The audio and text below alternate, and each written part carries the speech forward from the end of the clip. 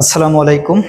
আজকে আমাদের ধারাবাহিক ক্লাসের খুবই গুরুত্বপূর্ণ একটি প্রশ্ন, অর্থাৎ চিংড়িকে কেন হোয়াইট গোল্ড বলা হয়, অথবা চিংড়ির অর্থনৈতিক গুরুত্ব, অথবা গলদা ও বাগদা চিংড়ির অর্থনৈতিক গুরুত্ব, অথবা চিংড়ি চাষ করা কেন লাভজনক। নানাভাবে এই প্রশ্নটি আসতে পারে।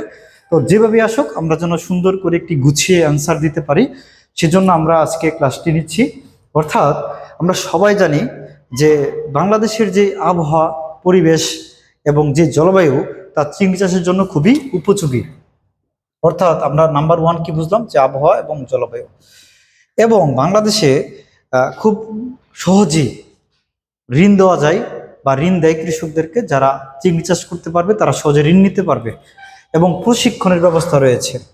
বাংলাদেশে প্রায় 6টি চিংড়ি প্রশিক্ষণ কেন্দ্র রয়েছে, এবং 20টি ওভারঅল চিংড়ি রিলেটেড কেন্দ্র রয়েছে, যেগুলাতে কি করা হয়, সেগুলাতে কৃষকদেরকে চিংড়ি চাষ বিষয়ে উদ্বুদ্ধ করা হয়। বাংলাদেশের নদ নদী, খাল বিল, ধান ক্ষেত প্রভৃতি জায়গায় চাষ করা হয়, গলদা চিংড়ি চাষ করা হয়। আবার বাংলাদেশের উপকূলীয় অঞ্চলে বাগদা চিংড়ি চাষ করা যায়। এবং সবচেয়ে মজার ব্যাপার হলো যে অন্যান্য মাছের সাথে, বিশেষ করে কার্প জাতীয় মাছের সাথে চিংড়ি চাষ করা যায়। এগুলো তো আমরা চিংড়ি চাষ করা যে যাই, বা চিংড়ি চাষ করে এটা জানলাম। এখন যে চিংড়ি চাষ কেন করব, এটা একটা গুরুত্বপূর্ণ বিষয়। আমরা জানি যে বাংলাদেশ বিদেশে রপ্তানি করে বৈদেশিক মুদ্রা অর্জন করে, এটা আমরা সবাই জানি। তো আমাদের যেই মাছ রপ্তানি হয়, তার 65% হলো চিংড়ি। আমরা কি করলাম, যে 65% বা 65 ভাগ চিংড়ি রপ্তানি হয়। বিশাল একটা অবস্থা আমাদের, তাই না? তারপরে তাহলে আয় কত করি? আমাদের টোটাল যে আয়, অর্থাৎ আমরা গার্মেন্ট শিল্প বলি, বা অন্যান্য মাছ বলি, বা মাংস রপ্তানি বলি, বা আদার্স তুলা পাট রপ্তানি বলি, যাই রপ্তানি করি আমরা, সেগুলো রপ্তানি করার পরে আমরা যে বৈদেশিক মুদ্রা অর্জন করি 100 টাকা, বা আয় করি 100 টাকা, তার মধ্যে 7.8% আসে হলো চিংড়ি থেকে। কি জানলাম, যে 65% মাছের মধ্যে চিংড়ি রপ্তানি করা হয়, তার মধ্যে আবার 7.8% হলো আমাদের বৈদেশিক যে আয় হয়, অথবা আমাদের যে ইনকাম হয়, তার 7.8% আসে হলো চিংড়ি থেকে। এটা আমরা জানলাম।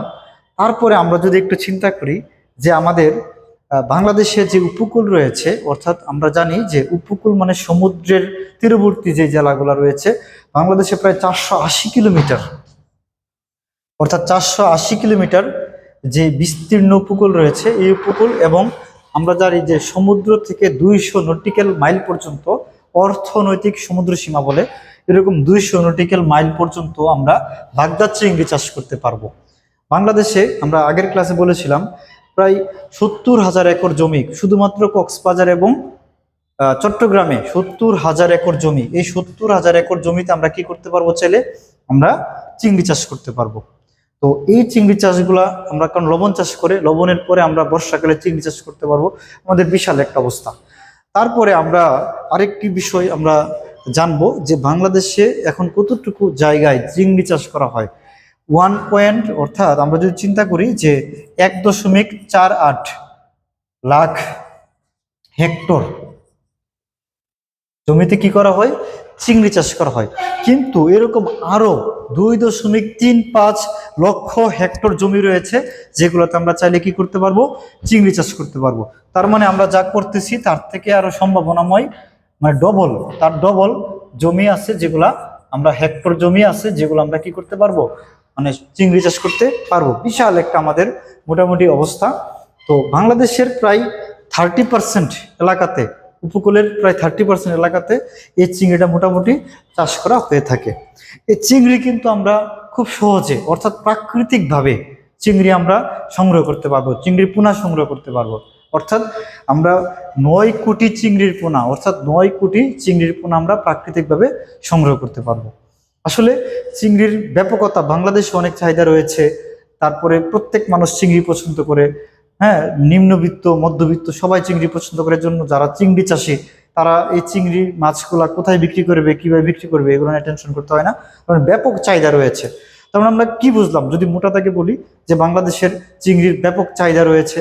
নাম্বার 2 হলো তার উৎপাদন খরচটা খুবই কম, প্রাকৃতিক এবং সম্পূরক উভয় ধরনের খাদ্য খেতে পারে। তারপরে আমরা কি জানলাম যে এই চিংড়ির উপকূলে প্রায় 30% এলাকা জুড়ে চিংড়ি চাষ করা হয়, বাগদা চিংড়ি। আমরা চাইলে আরো প্রায় 480 এবং 200 নটিক্যাল মাইল পারবো। তারপরে বাংলাদেশের ওভারঅল 1.48 লাখ হেক্টর জমিতে চিংড়ি চাষ করা হয়। আমরা চাইলে আরো 2.35 লাখ হেক্টর জমিতে আমরা চিংড়ি চাষ করতে পারবো। তারপরে আমরা কি জানলাম, আমাদের যে আয় হয় বৈদেশিক আয়ের 7.8% আছে চিংড়ি থেকে। যা রপ্তানি করি তার 65%ই হলো চিংড়ি রপ্তানি করে থাকি। তো এই জন্য চিংড়িকে আবার হোয়াইট গোল্ড বলে, সাদা সোনা, সাদা স্বর্ণ। তারপরে চিংড়ির প্রশিক্ষণ কেন্দ্র আছে, কিভাবে চাষ করবে, ভালোভাবে কিভাবে উন্নয়ন করা যায়, এরকম 6টা প্রশিক্ষণ কেন্দ্র আছে বাংলাদেশে। আবার ওভারঅল 20টা কেন্দ্র আছে যেগুলোতে চিংড়ি রিলেটেড মানে তথ্য জ্ঞান সেবা দিয়ে থাকা হয়।